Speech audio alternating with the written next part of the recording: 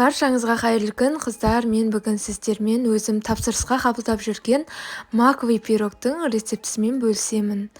Каналыма тіркеліп, лайк басып, комментарий қалдыруды ұмытпаңыздар.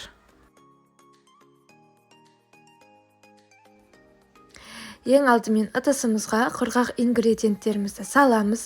Ұнымызды, макымызды, қант ұнтағын және де қопсытқышымызды салып, осыларды жақсылап бір араластырып аламыз.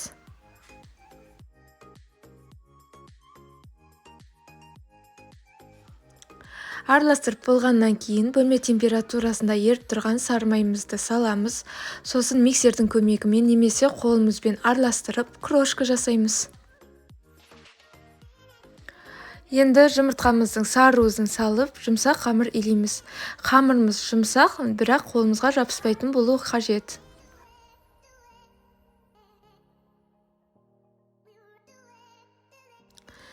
Қамырымызды илеп болғаннан кейін таразының көмегімен қамырымызды өлшеп аламыз, сосын теңдей 2 бөлікке бөлеміз.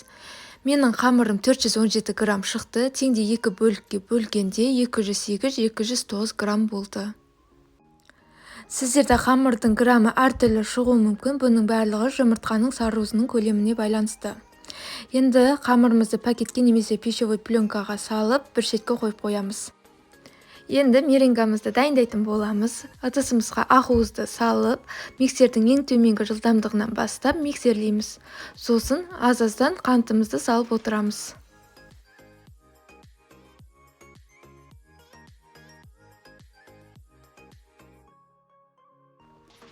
Сіздерде осындай планетарный миксер болмаса, қол миксермен жасай беруге де болады. Қол миксермен де жақсы шығады. Меренгамыз осындай плотный венчикпен алып көргенде ағып кетпейтін де өзін ұстап тұру керек.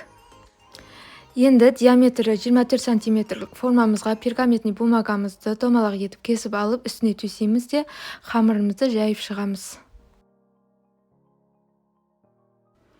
Қамырымызды жайып болғаннан кейін шанышқының көмегімен тесіп шығамыз да үстіне меренгамызды құямыз.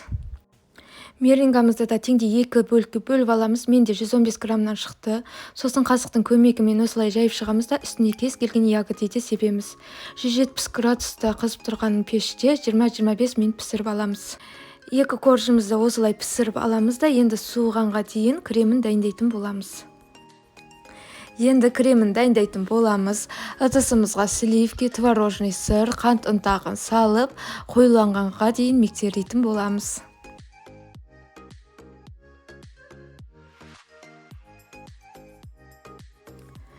Креміміз видеодағыдай қою болуы керек.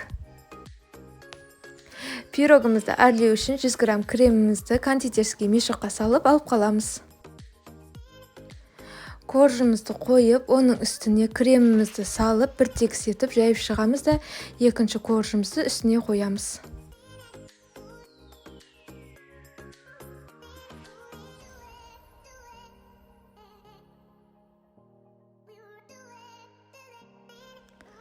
Сосын пирогымызды видеодағыдай креммен әрлеп шығамыз.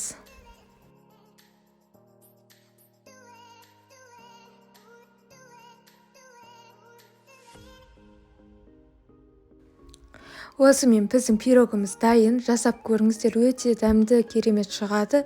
Өте сұранысқа ие пирогтарымның бірі.